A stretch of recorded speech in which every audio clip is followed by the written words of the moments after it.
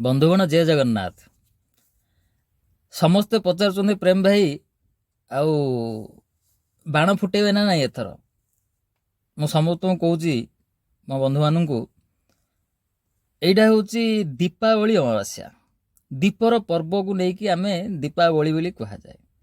ତ ଦୀପାବଳିର ଅବସର ମୁଁ ଆଗ ପିଲା ଯେତେବେଳେ ଥିଲି ଛୁରୁ ଛୁରୁ ଫୁରୁ କରିକି ଫୁଟେଇ ଦେଉଥିଲି ଟିକେ ଟିକେ। ଏବେ ଆଉ ଫୁଟାଫୁଟି କରୁନି, କାହିଁକିନା ପଇସାର ଡେସ୍ରେ ନିଆଁ ଲଗେଇବାଟା ଭଲ ନୁହଁ।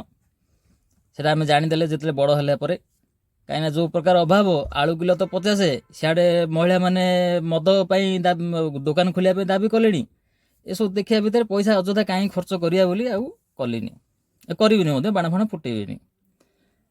ହେଲେ ବାଣ କେବେ ଫୁଟେଇବା? ଗୋଟେ ବାଣ ଫୁଟା ଅମାବାସ୍ୟା ଗୋଟେ ଆବିର୍ଭାବ କରିବାକୁ ହବ।